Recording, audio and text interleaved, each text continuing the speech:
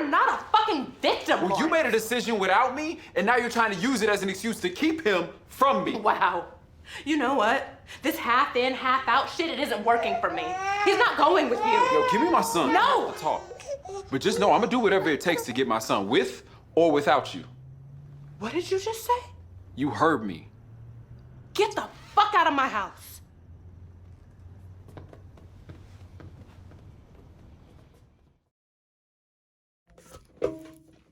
What is going on, y'all? Davion Flickstar, and I am back, and I am here to stay. And tonight we are going to talk about Insecure episode 3, season 5. Now, as you know, that I haven't posted in a while, I had to take a break, take a step back, and get my mental right. But things is back on track. So let's just have a brief review conversation about what went on in tonight's episode. Well, last night. Lawrence. This one is about Lawrence. Now, I'm a bit, I don't feel a way about the decision to give Lawrence just his individual episode, but I feel like we get more of an introspective look into him a little bit, even though that I felt like we could have got a little bit more, but we were blessed with his presence, and we was blessed to get a little bit background about him. So him and Condola, and they were supposed to be sweethearts, supposed to be the new love thing, and things they ain't going as quite as well. Since Lawrence has missed his child's birth, Condola has been taking everything upon herself, leaving Lawrence without any say. Now, this happens a lot. This happens a lot in families, especially black families, I've seen it. That's all I'm going to say. It's evident that Condola's family isn't really feeling Lawrence. They feel like whatever they feel about him, they feel the same way, from my assumptions, that we felt about Lawrence in season 1. Now, to Lawrence's credit, Lawrence is glowing up. And when I say glow, I'm not talking about looks. I'm talking about the way he's elevating, the way he's going out and about and getting what's his. But the thing is, it is a bit late for that. And the reason I say that is because he has a baby. His name is Elijah, for the people who didn't know or who forgot. And I had to say that so I wouldn't forget the name down the line in this video. Anyway, they're having some conflicts.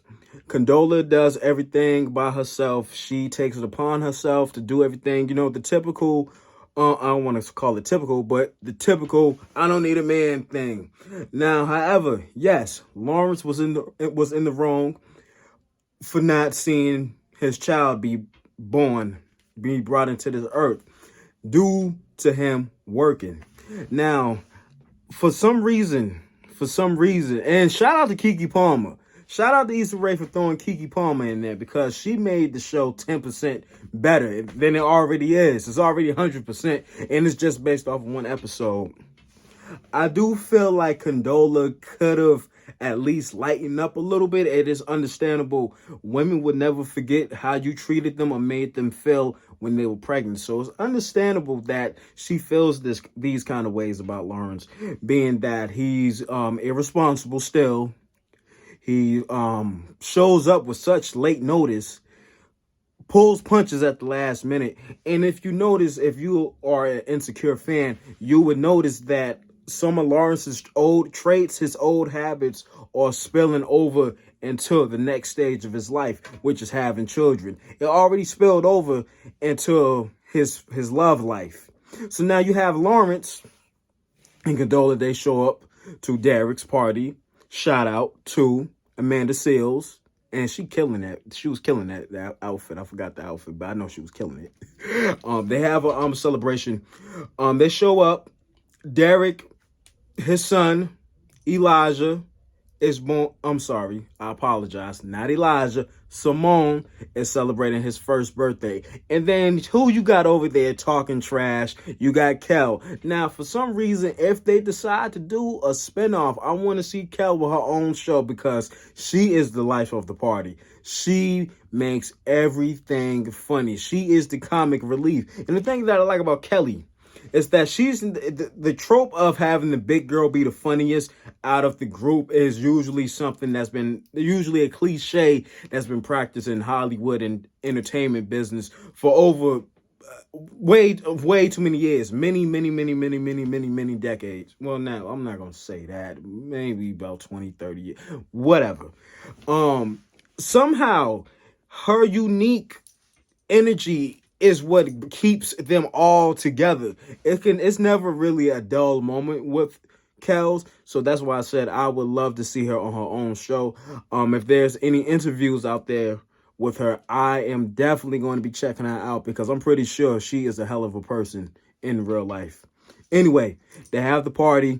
Condola and Lawrence, they get into a little argument, a little tug of war with the baby, which isn't healthy because she feels that he's not responsible enough. I'm sorry, I'm crunching and eating over my words and whatever.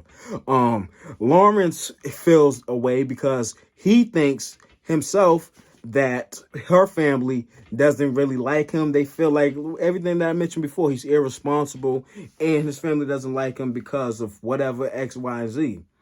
So Derek pulls Lawrence to the side, tells him that it's not healthy for the baby to be arguing because it is true. And as you've seen in the previous seasons, Derek and his wife had their issues. Now, it's kind of refreshing, especially on television, to see two men talk about it, you know, as far as issues as this, because Issa Rae does a great job keeping a lot of things authentic and down to earth. I mean, the show, like I said, it doesn't even feel like a TV show. It feels like it feels like a simulation that we look at as black folks, as young black folks, such as my age and older and younger, that we can relate to. So this is what I like. But anyway, it was kind of refreshing seeing two men express themselves. Well, Lawrence expressed himself to his friend. It was refreshing for a man from male perspective to give advice, to drop a few jewels on him from his experience, because you don't really see that on TV a lot due to the hyper masculinity. You don't really see accountability on television. Now you may be thinking it's just television, but it's just something refreshing and something different. It brings more. It sheds light on things. You know, it has more of a realistic aspect of it. Anyway, so Condola and Lawrence, you know, they have their differences. And I feel like Condola with the whole super independent woman thing, we see the difference on the split screen. Lawrence is living his life. He's working his job. He's still knocking these rules down. He's still doing that. And meanwhile, you have Condola. She's struggling. She's going through it. She's wore out.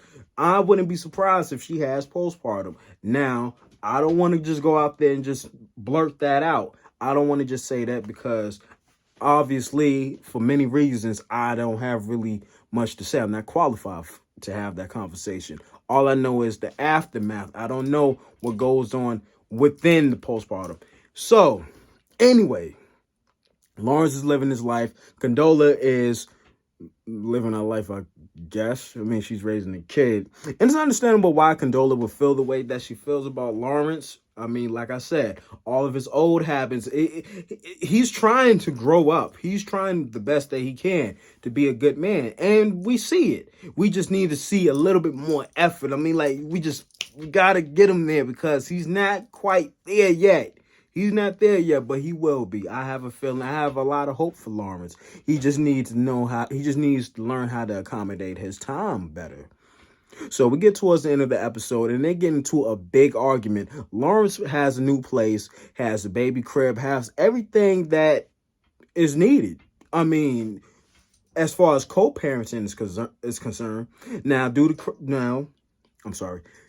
to Lawrence's credit, he does try to be a good father. He just wonders, excuse me, y'all.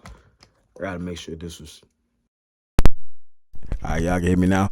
I hope you guys can hear me because that plug was not plugged in all the way. Oh my God, please don't let me have to start this over. Please, please. All right, anyway, we're going to finish off strong. Okay, let's finish strong. Okay, so anyway, Lawrence tries his best, like I keep saying, taking flights. And that's stressful. That's a lot to be doing. That's a lot of money. I mean, Uber is one thing, but getting on the plane, going back and forth, oh my God. So that's a conflict in itself. So they get into a big argument. She tells Lawrence about himself after Lawrence tried to gaslight her, saying that she ruined his life, and she had to shut that shit down. Told him about himself, said that you're not a victim. She's tired of all the half-assedness, which is understandable because Lawrence does half-ass a lot, let's be real. But like I said, he's trying. He's a trying man.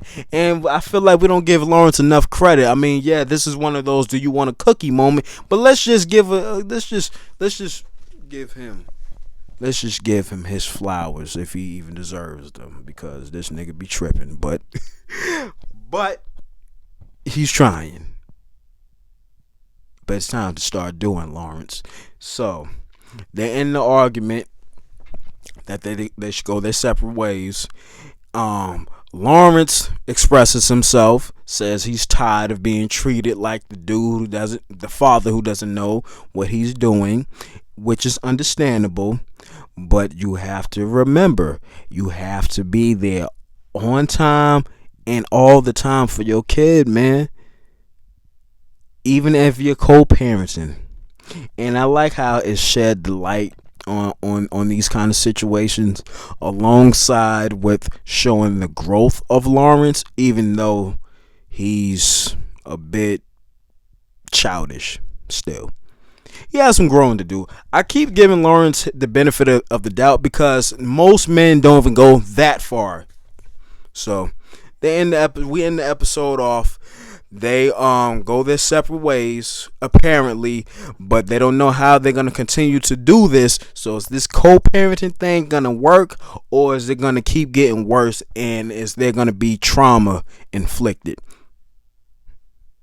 Oh, said that like a damn. But that's my review. You let me know what y'all think of the episode. Was it a good episode, bad episode, okay, all right, or did some things need to blow up? Did some things need to blow up? No, really? Oh, okay. I was just making sure. That was a sub, by the way. I hope you catch it. Y'all let me know what y'all think of the episode. I thought this episode was a solid episode. At first, I thought it was going to be another filler, which it did kind of in a way was a filler, but it was something that related to the story arc, and I appreciate that. I like the artistic direction. Anyway, I'm about to get off this, man. Y'all be easy, man. Hit that like and subscribe button, man. Y'all be safe out there, man. I'm out of here. I don't know what I was trying to do, but whatever.